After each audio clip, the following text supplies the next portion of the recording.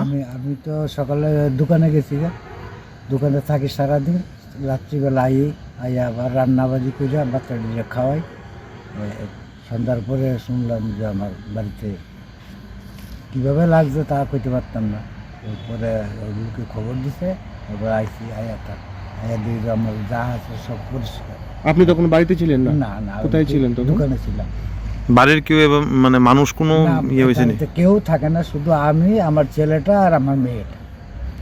কি কি কি পুরা গেছে করতে পারেননি? তো আমার খাট আসলো 3টা, তারপরে আমরা ল্যাব, তুষক, কাঁথা, বালিশ, এই তারপরে জিনিসপত্র সব, মানে আমার যা আছে সব পরিষ্কার। আচ্ছা, দেখা গেছে একটা সাইকেলও ছিল, এটা কি আপনি চালাতেন? হ্যাঁ। আর নগদ টাকা, স্বর্ণালঙ্কার কিছু আসলো? টাকা বলতে কথা কই আলাপ। আর এমনি গ্যাসের সিলিন্ডার কিছু ব্লাস্ট হয়েছে? সিলিন্ডার আছে। ব্লাস্ট মারছে? কি আবেদন থাকবে সরকারের কাছে বা স্থানীয় বিধায়কের কাছে? কি আবেদন থাকবে? কি চাইবেন, কি জান কি চাইবেন আপনি? ঘরটর তো করতেই বা থাকতেই বা, আর্থিক সাহায্য না পেলে কী করবো? একটা কর্ম করে আর কতই বা পাই, এটা দিয়ে গেলে সবার সম্ভব। আপনার নাম? যতনরা। না, এই তো বিকাল 5টার দিকে, আর মানে 5টার দিকে এখানে ওই তাইনের বাড়ির রতন রায় এখানে তাইনে বসবাস করে।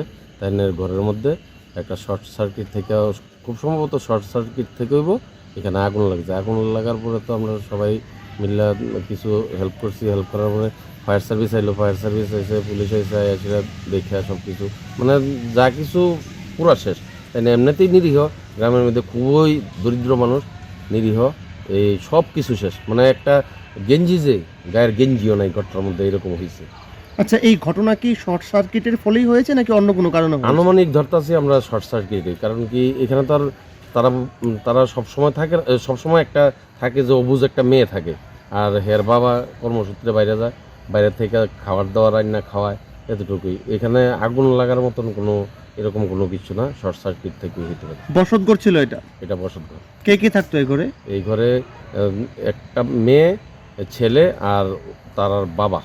কত টাকার ক্ষতি হয়েছে বলে মনে করছেন? অনুমানিক তো একটা ঘরে আসবাবপত্র সব কিছু মিলিয়ে তো 1.5-2 লাখ টাকা হতে পারে।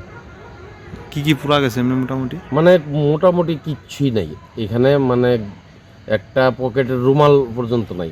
তাইনের যে কাগজপত্র, ডকুমেন্টস যা আছে সব কিছু শেষ। বাড়ির মালিকের নাম কি? রতন রায়। এটা কোন জায়গা? এটা মধ্য লক্ষ্মীবিল, দমপাড়া।